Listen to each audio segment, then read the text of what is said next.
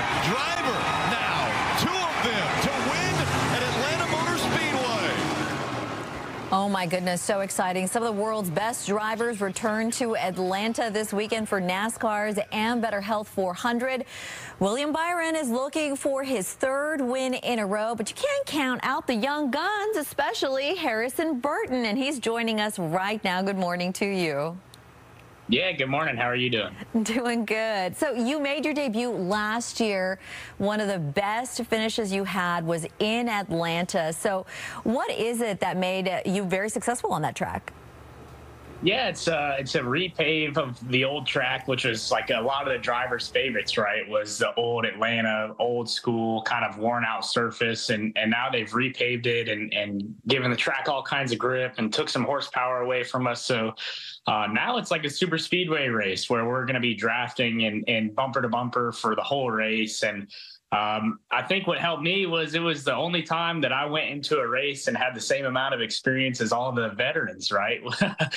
No one knew what they were going to do, and no one knew how it was going to play out. And, you know, it worked out for the rookies, I guess. It was new for everybody. So that was good. And now everyone's got the same notebook as each other, and hopefully we can go and have another good weekend.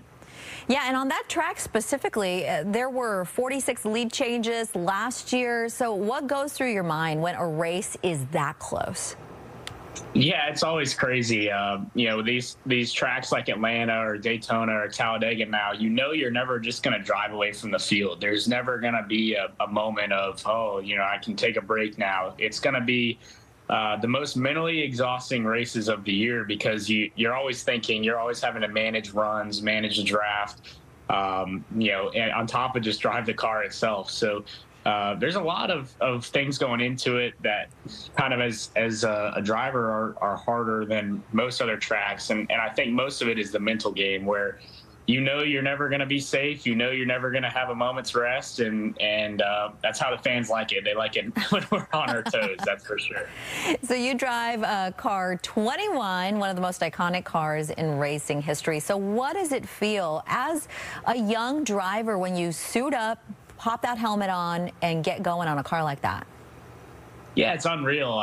You know, I drive for the oldest race team still in NASCAR. Been racing since 1950, and you know, I'm obviously only 22. So there's a lot more stories than even that I know yet, and I'm trying to still learn all the history behind the car and all the drivers. And to me, it's just so cool. It's honestly, and I probably, if I could pick a car to drive out of any car, it'd be the 21 car, just because of the family that has run the team.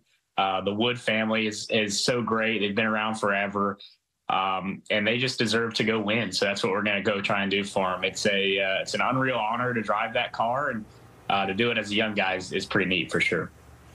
And talk to me about how it is that you make room for yourself as a young athlete, get that respect, especially when you're driving alongside some fantastic veterans there.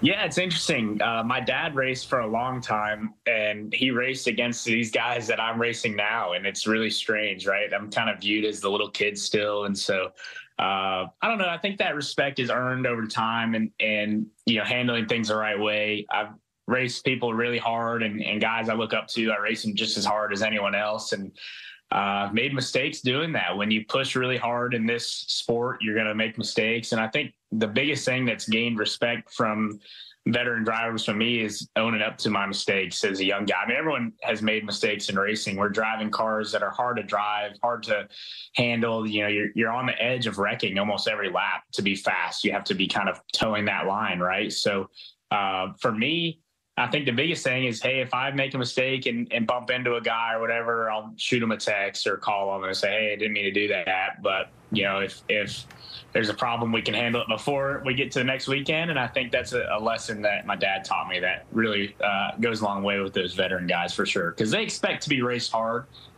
This is what we do for a living. We're judged based off of how we finish. So they expect us to race hard, but to do it the right way as well. All right, Harrison, thank you so much for your time today. Yeah, awesome. Thanks for having me on.